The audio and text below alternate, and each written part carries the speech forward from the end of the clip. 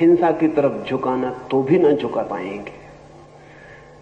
लेकिन अर्जुन अहिंसा की तरफ रत्ती भर नहीं झुक रहा था। अर्जुन का चित्त हिंसा के गहरे आधार पर जाके अटक गया। वो हिंसा का ही आधार है।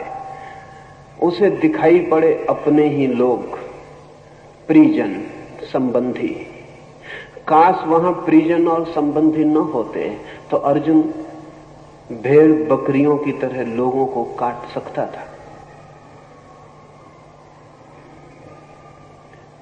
अपने थे, इसलिए काटने में कठिनाई मालूम पड़ी। पराये होते तो काटने में कोई कठिनाई न मालूम पड़ती। और अहिंसा केवल उसके ही चित्त में पैदा होती है जिसका अपना पराया मिट गया हो। अर्जुन, ये जो संकटग्रस्त हुआ उसका चित्त, ये अहिंसा की तरफ आकर्षण से नहीं, हिंसा के ही मूल आधार पर पहुंचने के कारण स्वभावतः इतने संकट के क्षण में, इतने क्राइसिस के मोमेंट में हिंसा की जो बुनियादी आधारशिला थी वो अर्जुन के सामने प्रकट हुई। अगर पराये होते तो अर्जुन को पता भी न चलता कि वो हिंसक है, उसे पता भी न चलता कि उसने कुछ बुरा किया, उसे पता भी न चलता कि युद्ध अधार्मिक है, उसके गात शिथिल न होते, बल्कि परायों को देखकर उसके गात और तन जाते, उसका धनुष पर वाण आ जाता, उसके मन पर तलवार आ जाती, वो बड़ा प्रफुल्लित होता। लेकिन वो एकदम उदास हो गया।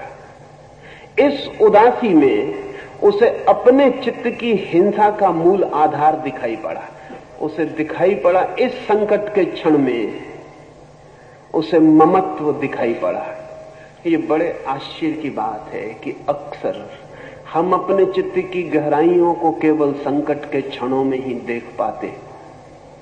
साधारण क्षणों में हम चित्त की गहराइयों को नहीं देख पाते।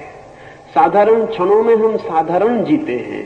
असाधारण क्षणों में जो हमारे गहरे से गहरे में छिपा है वो प्रकट होना शुरू हो जाता। अर्जुन को दिखाई पड़ा मेरे लोग। युद्ध की विभत्सता ने, युद्ध की सन्निकटता ने, बस अब युद्ध शुरू होने को है, तब उसे दिखाई पड़ा मेरे लोग। काश अर्जुन ने कहा होता युद्ध व्यर्थ है, हिंसा व्यर्थ है, तो गीता की किताब निर्मित न होती।